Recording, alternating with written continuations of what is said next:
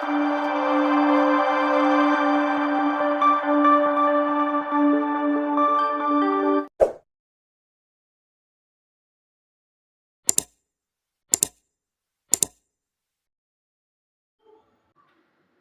நாவல் பெருமையோடு வழங்கும் புத்தம் புது நாவல் எண்ணில் பூத்த நிலவொன்று. தினமும் ஒரு அத்தியாயம் வீதம் பதிவிடக்கூடிய இந்த நாவலில் இன்று நாம் கேட்க போகிறது நாவலோட 10வது அத்தியாயம். நாவலை முழுசாக கேளுங்க. நாவல் பற்றிய உங்களுடைய கருத்தை மறக்காமல் எனக்கு கமெண்டில் சொல்லுங்கள். பிடிச்சிருந்தா லைக் பண்ணுங்கள், உங்களுக்கு தெரிஞ்சவங்களோட ஷேர் பண்ணுங்கள். வாங்க நாவலுக்குள்ளால போகலாம். இது எண்ணில் பூத்த நிலவொன்று முழு நாவல், அத்தியாயம் 10. மறுநாள். 30 நாளில் ஆங்கிலம் படிப்பது எப்படி என்ற புத்தகத்தை பவித்ராவின் கையில் பார்த்ததுமே கூட்டம் கோரஸ் பாட ஆரம்பித்தது. இல்லைன்னு சொல்லிட்டு உன் ஃப்ரெண்டு என்ன வேலை பார்க்குறா பாரு. ராதிகாவிடம் கண் ஜடையில் பவியின் கையில் இருந்த ஆங்கில புத்தகத்தை காட்டி குறும்போடு தோழிகள் சிரிக்க பவி அத்தனை பேர் மத்தியிலும் திருதிருவென விழிக்க ஆரம்பித்தாள்.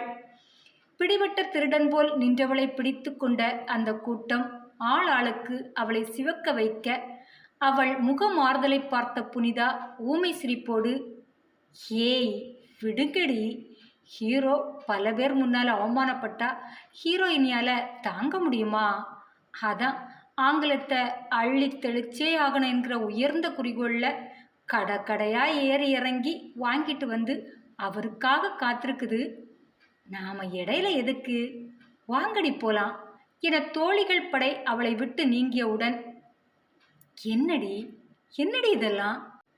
கேட்ட ராதிகாவை நிமிர்ந்து பார்க்கவே சங்கடப்பட்ட பவித்ரா நாணமும் வெட்கமும் கொண்டவளாய் பார்வையை எங்கெங்கோ மோதவிட்டவாறு, பாவண்டி, அவன் பாவம், அதான் என அதற்கு மேல் பேச முடியாமல் அவள் தலைகுனிய, வேணாம் பவி, இது சரியா தெரியல.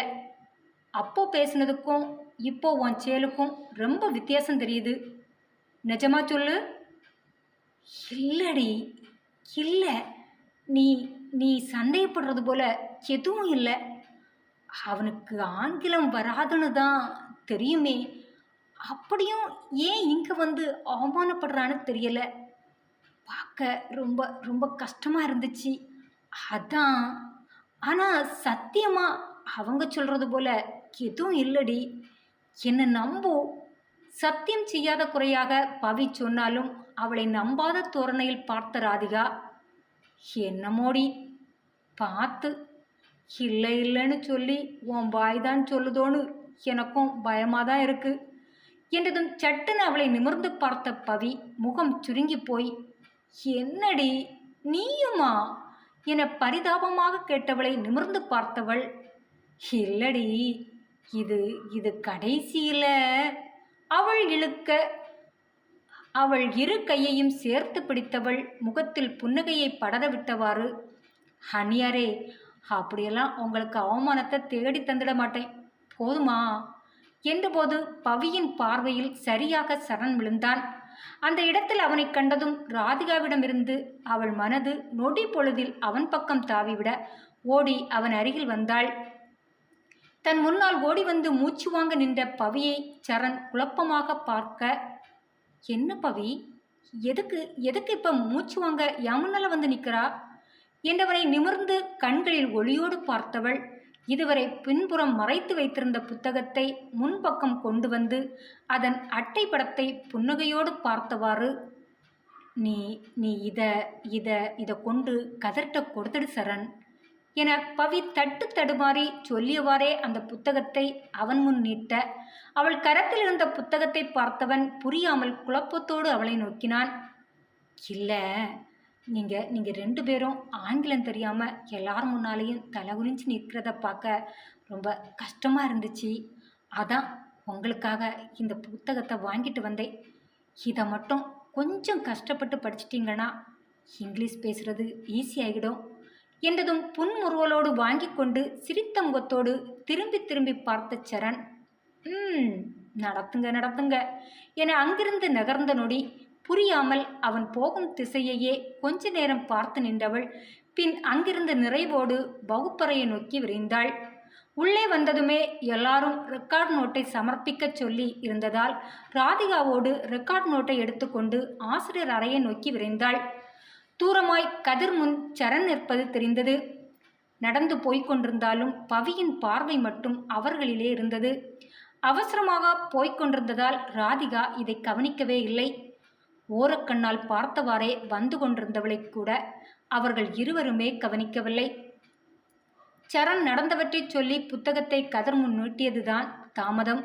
ஏதோ கிடைக்காத ஒரு பொக்கிஷம் கிடைத்து விட்டது போல துள்ளியே விட்டான் கதிர். அவனின் ஓவர் சந்தோஷத்தையும் பதட்டத்தையும் பார்த்தவள் அந்த நொடியிலிருந்தே குழம்ப ஆரம்பித்தாள். நான் கொடுத்த அந்த புத்தகத்தை பார்த்து எதுக்கு இந்த அளவு சந்தோஷப்பட்டான்? இதற்கு மேலே ஆங்கிலத்தை சரளமாக படித்து விடலான்னு மகிழ்ச்சி இல்லையா? இல்லை அது அது நான் கொடுத்து விட்டேன் என்கிறதாலையா? நான் கொடுத்தேன்னு அவன் எதற்கு இவ்வளோ சந்தோஷப்படணும்? 3 நாளாய் இந்த கேள்விதான் அவள் மண்டைக்குள் இருந்து குழப்பிக் கொண்டிருந்தது. பள்ளியில் இருக்கும்போதும் சரி, வீட்டிற்கு சென்ற பிறகும் சரி, அவனின் அசாத்திய சந்தோஷத்திற்கான காரணம் தேடியே அவள் மனம் அலைபாய்ந்து கொண்டே இருந்தது.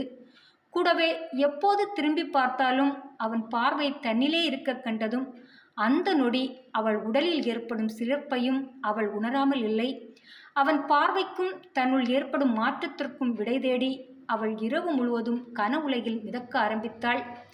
மெத்தையில் புரண்டு கொண்டே அவனின் சந்தோஷத்தில் துள்ளிய நினைவுகள் தொடங்கி அதற்கு முன் முதலாய் அவனை சந்தித்த நொடியென அவனுடன் பயணித்த நொடியெல்லாம் நெஞ்சில் மிதந்து வந்து அவளை சிலிர்க்க செய்தது. கூடவே சிவக்கவும் வைத்தது. இரவு முழுவதும் அவன் வாங்கி கொடுத்திருந்த அந்த அழகிய பரிசு பொருளையே வைத்த கண் எடுக்காமல் பார்த்து கொண்டே சிரித்து கொண்டே இருந்தாள்.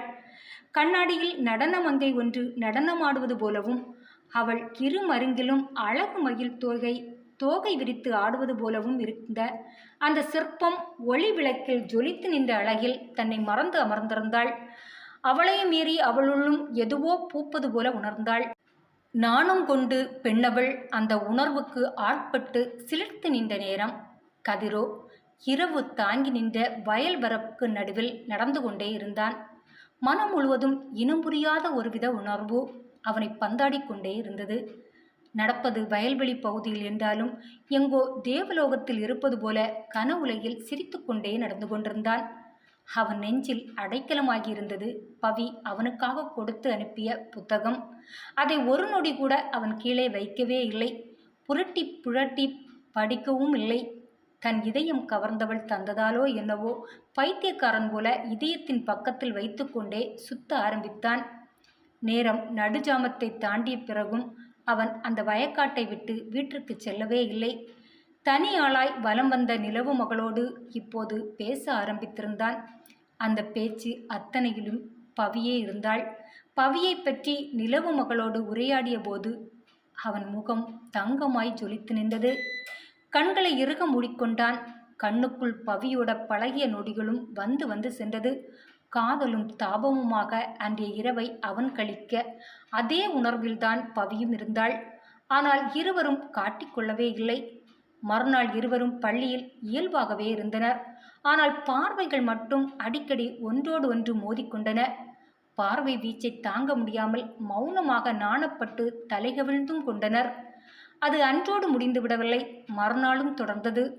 தூரமாய் நின்றாலும் மனதால் நெருங்கி நிற்பவர் போல இருவருக்குள்ளும் ஒருவித பரவசம். நொடிக்கு ஒருமுறை அவர்களை மீறி அவர்கள் பார்வைகள் பாய்ந்துதான் வந்தது. கண்களால் பேசிக்கொள்ளும் அவர்கள் பாஷைக்கு மொழிகள் தேவைப்படவில்லை. என்றாலும் தோழிகளுக்கு பயந்து பவித்ரா கதிரை நெருங்கி செல்லவே இல்லை. இப்படியே 3 மாதம் பார்வையில் பேசிக்கொண்டாலும் நேரே எதுவும் பேசிக்கொள்ளாமல் போனாலும் இருவருக்குள்ளும் எதுவோ இருப்பதை உணர்ந்துதான் இருந்தனர். பகலோடும் இரவோடும் கனவுலகில் பவனி வரதான் செய்தனர். இப்படியே மௌன யுத்தம் இருவருக்குள்ளும் நடந்து கொண்டிருந்த ஒரு நாள் பள்ளிக்கு சாப்பாடு எடுத்து வர மறந்திருந்தான் கதிர்.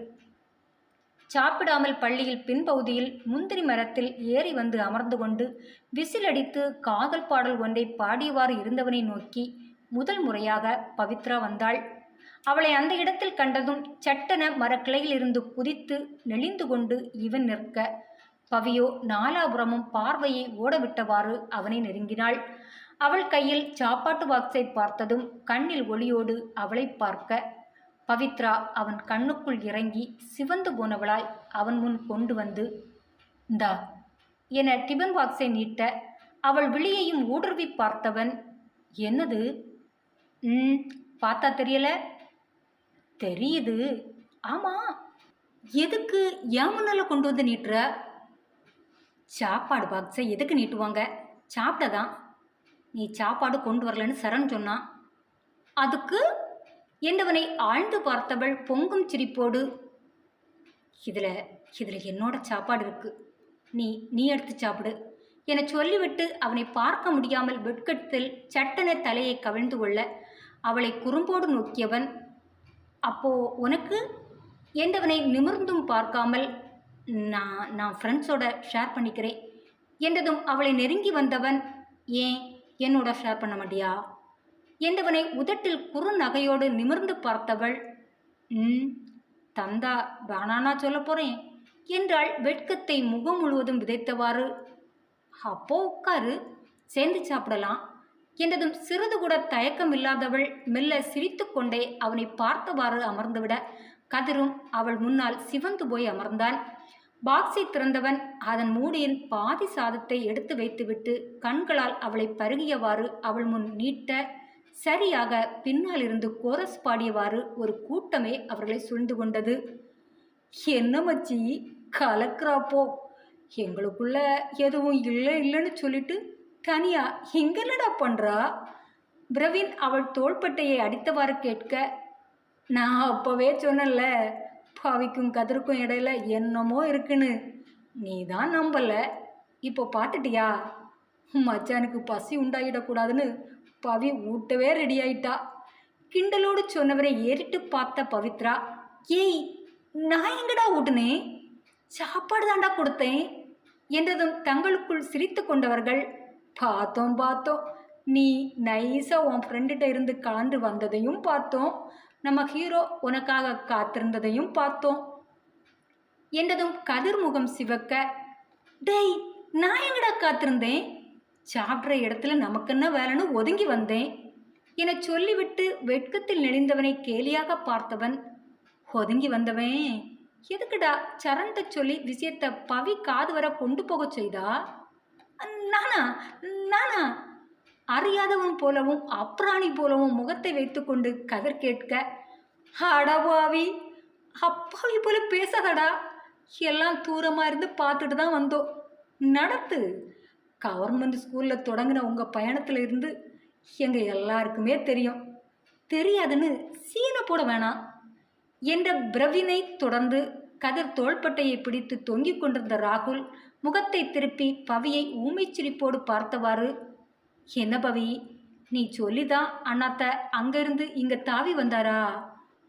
இல்லை, இவ்வளவு டிஸ்டன்ஸு காதலிக்க தடையா இருக்குன்னு அண்ணாத்தையே நெருங்கி வந்துட்டாரா? சும்மா இருடா, நீ வேற. நீ நினைக்கிறது போல எதுவும் இல்லை. நாங்கள் ஃப்ரெண்ட்ஸ், அவ்வளோதான்.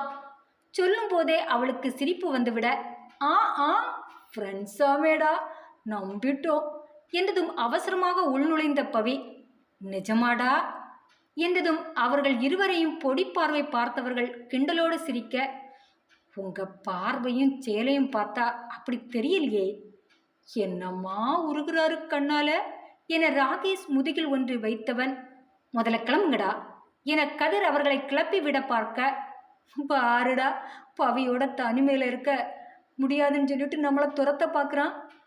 நாங்களும் இங்கே உட்காந்து தான் சாப்பிடுவோம், ஒன்றை நம்பியெல்லாம் எங்கள் பவியை விட்டுட்டு போக முடியாதுப்பா. முரளி சாப்பாடோடு அமர்ந்து விட ஆளாளுக்கு சுற்றி அமரத் தொடங்கினர். கதிர் ஏக்கமான ஒரு பார்வையை பவி மேல் வீசிவிட்டு பின் கையில் இருந்த டிபன் பாக்ஸை அவளிடம் நீட்ட, அதை வாங்கி கொண்டே சிரிப்போடு அவனுடன் கண்களால் பேசிக்கொண்டே கொஞ்சம் நீங்கி இருந்த திட்டில் அவள் அமர, தோழர்களின் கிண்டல் கேலிக்கு நடுவில் இருவரும் ஆளுக்கு பாதி பங்கு வைத்து சாப்பிட்டு முடித்தனர். அதிலிருந்து அடிக்கடி சரண் வழியாக சாப்பாடு கதிருக்கு வந்தது. ஒரு பார்வையை ஏகாந்தமாய் அவள் மீது வீசிவிட்டே அதை வாங்கிச் செல்வான் கதிர். அவளின் பார்வை வீச்சிலே பல மாதம் வாழ்ந்தவன் எப்படியாவது இன்று தன் காதலை சொல்லிவிட வேண்டும் என்ற முனைப்பில் இரவெல்லாம் யோசித்து யோசித்து பேச பல மணி நேரம் பயிற்சி எடுத்துக்கொண்டு அவளிடம் பேசியே ஆக வேண்டும் என்ற முனைப்பில் சைக்கிளில் அவள் பள்ளிக்கு வரும் பாதையில் அவளுக்காக காத்திருந்தான். தினமும் அவ்வழியே பள்ளிக்கு வரும் பவி இன்று ஏனோ குறிப்பிட்ட நேரம் தாண்டிய பிறகும் வராது போகவே கதிர் படபடப்பின் உச்சத்திற்கு சென்ற நேரம் அந்த கார் அந்த வளைவை தாண்டி அதிவேகமாக வந்து கொண்டிருந்தது. பார்த்த உடனே தெரிந்தது இது பவித்ரா வீட்டு கார்தான் என்று. அவர்கள் வீட்டு காரில்தான் முன்பகுதி கண்ணாடியில் சிங்கத்தின் ஸ்டிக்கர் பெரிதாக ஒட்டப்பட்டிருக்கும். அவர்கள் வீட்டு கார் அத்தனையிலும் அந்த படம் இருக்கும். அது ஒன்றே அடையாளப்படுத்த உள்ளே அவளின் அப்பா இருப்பது தெரியாமல் கதிர் சுறுசுறுப்பாக எழுந்து நின்றான். தூரத்தில் வரும்போதே பவி அவனை பார்த்து விட்டாள். ஐயோ, இவன் இவன் இப்போ எதுக்கு இங்கே நிற்கிறான்? அதுவும் கையில் பூங்கத்தோட. அப்பா இருக்கிறது தெரியாம பேசுறதுக்காக வண்டியை நிறுத்திடுவானோ? எப்படியும் பர்த்டே விஷ் பண்ணவா தான் இருக்கும். அதிசயமாக பேச வந்துட்டு ஸ்கூலில் வெயிட் பண்ணாமல் இப்படி இப்படி வந்து மாட்டிக்கிட்டானே. அறிவே இல்லையா இவனுக்கு? கடவுளே, இந்த நேரம் அப்பா வராரே. யாருன்னு கேட்டா என்ன பதில் சொல்றது? பவியின் மனது பேதலித்து கொண்டிருக்கும் போது அந்த வண்டி சடன் பிரேக் அடித்து நிற்க கண்ணை இறுக மூடி மெதுவாக திறந்து தந்தையை பூனை விழியோடு பார்த்தாள். அவள் எண்ணம் போல் தணிகாச்சலம் கேள்விக்குறியோடு அவளைதான் பார்த்து கொண்டிருந்தார். அவர் பார்வையின் கேள்விக்கு விடை கொடுக்க முடியாமல் தடுமாறியவள் பார்வையை வெளியே படரவிட கதிர் முகமெல்லாம் சிரிப்போடு பூங்கொத்தோடு டாக்ஸியை நெருங்கி வந்து கொண்டிருந்தான்.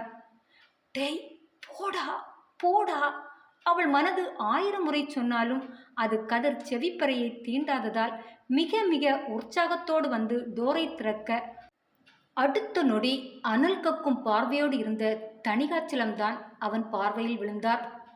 படபடப்போடு பரிதவித்தவன் உதடோ காய்ந்து மேலண்டத்தோடு ஒட்டிக்கொள்ள பயத்தில் நடுநடுங்க ஆரம்பித்தான். சூழ்நிலையை சரியாக்க அவசரமாக கீழிறங்கியவர், அப்பா அப்பா இது இது இவன் இவன் என் ஃப்ரெண்டு என்றவள் கதிர் பக்கம் திரும்பி, என்னடா ஸ்கூலுக்கு போகாம இங்க என்ன பண்றா என்றவள் கம்மிய குரலில், அப்பாடா அப்பா என பல்லை கடித்து வார்த்தையை தணிகாச்சலத்தை சென்றடையாமல் உமிழ புரிந்து கொண்டவன் பூங்கொத்தை பின்பகுதியில் மறைத்துவிட்டு நான் நான் என தடுமாற்றத்தோடு நழுவு பார்த்தவனை தன் அதட்டல் குரலால் நிறுத்திய தணிகாச்சலம் வண்டியை விட்டு கீழே இறங்கி வந்து அவனை ஒரு மார்க்கமாக பார்த்தவாறு சிறிது நேரம் நின்றவர் பிறகு தொண்டையை கனைத்தவாறு, தம்பி எங்கேயோ பார்த்தது போல இருக்கு. தணிகாச்சலம் முடிக்கவில்லை. நான் புன்னை நகர் விவசாயி முனுசாமியோட பையன் சார். விவசாயி என்ற பெயரை கேட்டதும் சுரீர் என்று ஒரு கோபம் அடி வயிற்றிலிருந்து மீண்டு வர அதிலும் முனுசாமி என்ற பெயர் உள்ளுக்குள் வெறியை கிளப்ப, ஓ நீ விவசாயி முனுசாமி பையனா? ஆமா, படிக்க வந்த நீ இங்க என்ன பண்றா? இல்லை இல்லை சார், அது வந்து வீட்டை இருந்து நேற்று ஒரு புக்கு வாங்கிட்டு போனேன், அதை திருப்பி கொடுத்துடலான்னு அவன் இழக்க அவனை நம்பாதது போல தணிகாச்சலம் பார்வை இருக்க அவசரமாக அதை புரிந்து கொண்டவன் பேகை திறந்து அவள் தனக்காக வாங்கி கொடுத்த ஸ்போக்கன் இங்கிலீஷ் புக்கை எடுத்து நீட்ட அதை அவசரமாக வாங்கியவள் படபடவென அதை தன் பேக்கில் தந்தையை பார்த்தவாறே நுழைத்து கொண்டாள். தேங்க்ஸ் பவி என்றவனை கிளம்புடா என கண் ஜடையில் விரட்ட புரிந்து கொண்டு திரும்பி பார்த்து பார்த்து சென்றவனை தீர்க்கமாக பார்த்த தணிகாச்சலம் மகள் மீது அர்த்தமான ஒரு பார்வையை வீசிவிட்டு வண்டியில் ஏற வண்டி ஸ்கூலை நோக்கி விரைந்தது. எப்படியும் அவன் எதற்கு உனக்காக காத்திருந்தான் என்று கேட்பார் என்றுதான் நினைத்தாள். ஆனால் பள்ளிக்கு சென்று சேரும் வரை தந்தை எதுவும் பேசாமல் இறுக்கத்தில் இருக்க தந்தையை ஓரக்கண்ணால் பார்த்தவாறேதான் பக்கத்தில் பயத்தோடு அமர்ந்திருந்தாள் பவி. எந்த நேரமும் புலி தன் மீது பாயும் என்பது அவளுக்கு தெரியும். காரணம், பூங்கொத்தோடு அவனை பார்த்திருக்கிறார். பொய் சொல்லி அவனை தப்புவித்தாலும் இதை தந்தை நம்ப மாட்டார் என்பது அவளுக்கு தெரியும். அவர் நம்பும்படி என்ன சொல்லி சமாளிக்கலாம் என அவள் யோசித்து யோசித்து தோற்று போனாள். என்ன சொன்னாலும் தந்தையை சமாளிக்க முடியாது என்பது அவளுக்கு தெளிவாக தெரிந்தது.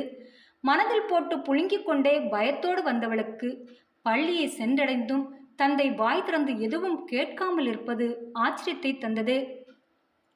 பயத்தோடு அவரை பார்த்து கொண்டேதான் இருந்தாள். ஆனால் பள்ளி காம்பவுண்டுக்குள் கார் நுழைந்ததும் அவர் அவள் புறம் திரும்பவில்லை. ஸ்கூல் வந்தச்சுல, கிளம்பு. முகம் பார்க்காமல் அதட்டலாக வந்த வார்த்தைக்கு அடிபணிந்தவள் தந்தையை பயத்தோடு பார்த்தவாறேதான் இறங்கினாள்.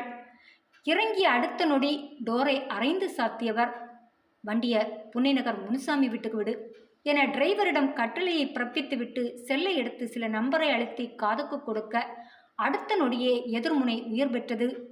மணியா, நம்ம ஆட்களோட புன்னைநகர் முனுசாமி வீட்டுக்கு வந்துடு. அவன் சங்கத்தில் தான் நம்மகிட்ட முட்டிக்கிட்டு நின்னான்னு பார்த்தா நம்மளை சாய்க்க பின்னால் அவளோட மகனை களம் இறக்கி விட்டுருக்கான்னு தோணுது. எனக்கு ஒரு சின்ன சந்தேகம்தான்.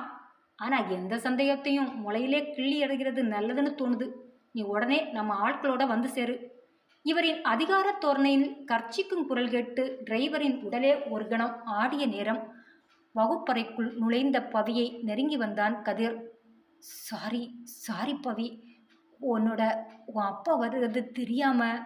அவன் தடுமாறிய அழகை உள்ளுக்குள் ரசித்தவள், என்ன ரொம்ப பயந்துட்டா போல என்றவளை பாவமாக பார்த்தவன், எதுவும் பிரச்சனை ஆகாதில்ல? Sorry, very very sorry. வீடு நடந்தது நடந்துடுச்சு. இனி விளக்கம் கொடுத்து என்ன பண்ணுறது? உன் அப்பா ஒன்றும் தப்பாக நினைக்கலையே? அது அப்படி தப்பாக நினைக்காம இருப்பாரு? தன் மகன் முன்னால அசடு வளைஞ்சிட்டு ஒரு வாலிபன் பூங்கத்தோட நிற்கிறத பார்க்குற எந்த அப்பனுக்கு தான் சந்தேகம் இல்லாமல் இருக்கும்? அப்படின்னா சந்தேகப்பட்டு உன்னை திட்டினாரா? திட்டலை, ஆனால் சந்தேகப்படலைன்னு சொல்ல முடியாது.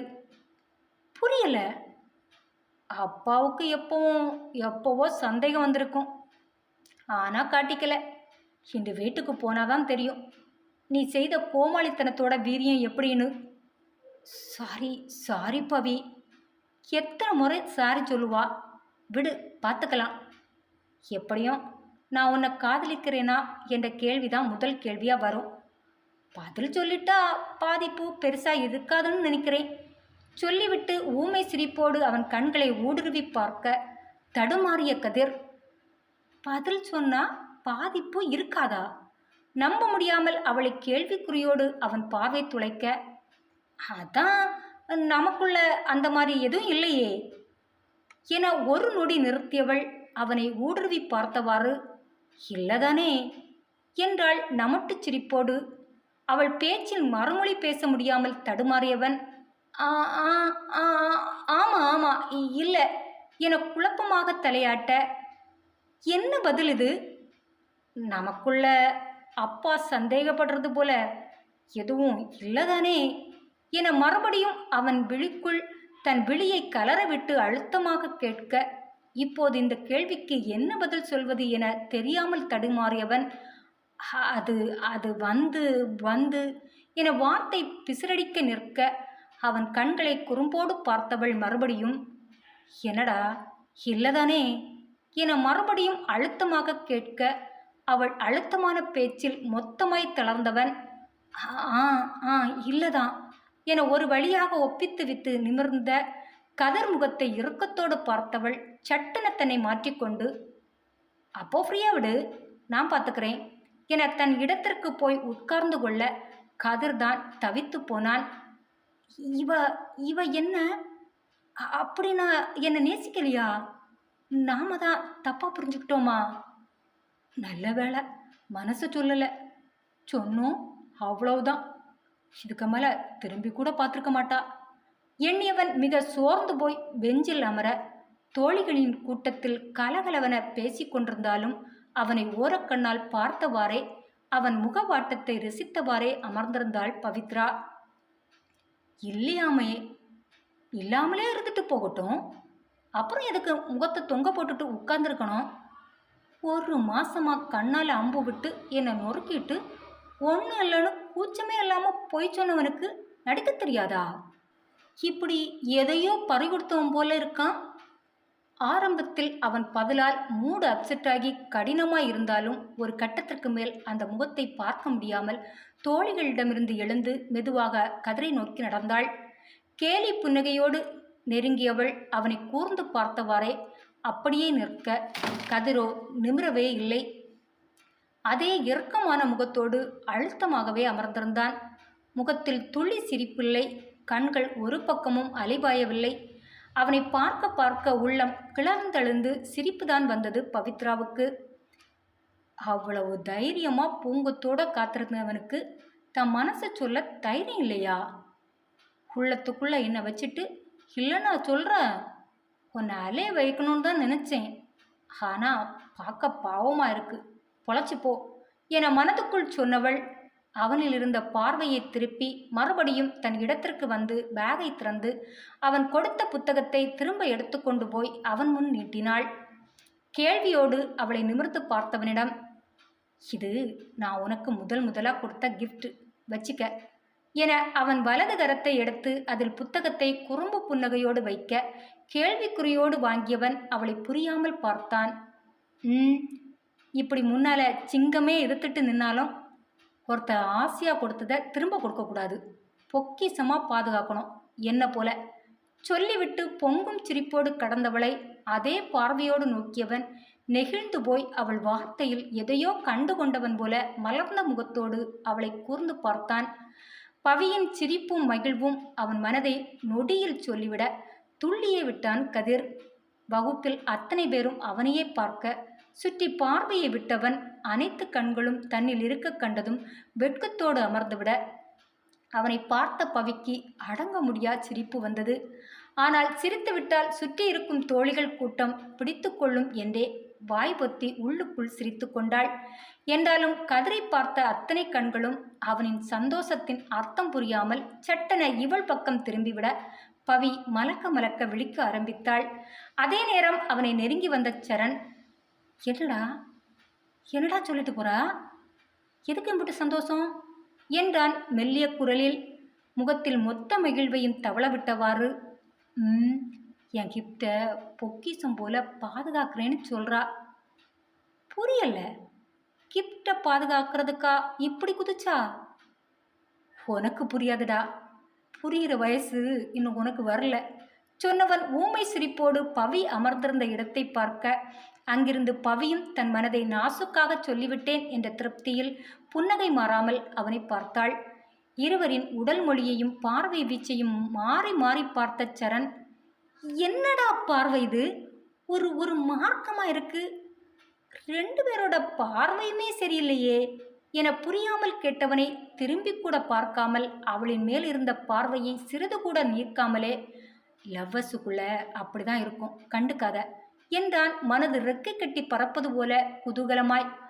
என்னடா 10 நிமிஷத்துக்கு முன்னால தொட நடிக்கிட்டு நின்னா இப்ப நான் கூலா இப்படி பேசுறா, அதுவும் முகெல்லாம் பூரி போட என்றவனை ஒரு முறை திரும்பி பார்த்து குதூகலமாய் கண்ணடித்தவாறு, எல்லாம் காதலி கொடுத்த டானிக் தான் என்றவனை குழப்பமாக நோக்கிய சரண், டானிக்கா என புரியாமல் அவனை பார்க்க, அதெல்லாம் உனக்கு புரியாது, காதலிச்சு பாரு அப்போ தெரியும், இப்போ நீ சின்ன பையன், ஆராய்ச்சி பண்ணாம படிக்கிற வழியை பாரு சொல்லிவிட்டு மறுபடியும் பவியின் முகம் நோக்கி தாவ, இருவரின் பார்வை பரிமாற்றத்தையும் 2 நிமிடம் கூட பார்த்தவன், காதலிக்காமலே தெரியுது, அதுவும் நல்லா தெரியுது, அதுவும் தெளிவா தெரியுது என்றான் பயந்த வெளியை முகத்தில் காட்டியவாறு சரண். என்னடா தெரியுது? உனக்கு அடி கன்ஃபார்ம்னு தெரியுது, அதுவும் வெகு சீக்கிரத்தில் கிடைக்கும்னு தெரியுது. நடுங்கி சாகாதடா, சிங்கமே எதிர்த்துட்டு நின்னாலும் வீராப்பா நிற்கணும். இப்போதும் கதிர் பார்வை அவளிலே இருக்க, அப்போ அவனுங்களை பற்றி தெரியாமல் பேசுகிறா, அவன் குடும்பத்துக்கு ஒன்னாலே வீடு புகுந்து வெட்டுவானுங்க, நீ அவன் வீட்டு பொண்ணுக்கே ரூட் விடுறது தெரிஞ்சுது அம்போதான், அதை அப்புறம் பார்த்துக்கலாம்டா. டேய் பார்த்துக்க, நீ உசுரோடு இருக்கணும்டா. என் உசிரே அவதானேடா கதிர் அவளில் புதைந்து போய் உருக்கமாய் சொல்ல, இது தேராது, இது தேரவே தேராது, நீ அவள் அப்பன் கையால் அடி வாங்கினாதான் நான் ஏன் இவ்வளோ பயந்தேன்னு புரிஞ்சுக்குவா. நீ பூங்கத்தோட நின்னத அவளோட அப்பா பார்த்தாருன்னு சொன்ன நொடியிலிருந்து நான் கதிகலங்கி போய் நிற்கிறேன். நீ அசால்ட்டா அந்த புள்ளைய சைட் அடிச்சிட்டு இருக்கிறா. அவளை பாருடா, அவளை பாரு, என்ன ஒரு அழகு. என் கண்ணுக்குள்ளே நிற்கிறாடா. கண்ணு மூடினாலும் அசையாம நின்று சிரிக்கிறா. கண்ணை திறந்தாலும் பார்வைக்குள்ள தெரியுறா. அவளோட கன்னத்தை பாருடா. கதிர் ஏதோ ஒரு உலகில் சஞ்சரித்தவாறு பவியை வர்ணிக்கத் தொடங்க சரியாக உள்ளே நுழைந்தார் கணக்கு வாத்தியார். எல்லாரும் எழுந்து நிற்க உள்ளே நுழைந்தவர் வந்த வேகத்திலேயே ஜாக்பீஸை எடுத்துக்கொண்டு பிளாக் போர்டில் A+B என எழுத ஆரம்பிக்க அரக்க பறக்க உள்ளே நுழைந்தாள் ராதிகா. ராதிகாவை கண்ட ஆசிரியர், உனக்கு என்னம்மா, பத்தரைக்கா ஸ்கூல் தொடங்குது? சாரி சார், வழியில் சைக்கிள் பஞ்சர் ஆயிடுச்சு, அதை சரி பண்ணிட்டு வர்றதுக்குள்ளே நேரம் ஆயிடுச்சு. ஆனால் ஊனா ஏதாவது விளக்கம் கொடுத்துடு. சரி போய் உட்காரு என்றதும் பரபரப்போடு உள்ளே வந்த ராதிகா தோழி பவியின் அருகில் அமர அவளை ஏறிட்டு பார்த்த பவி, உனக்கு எதடி சைக்கிள்?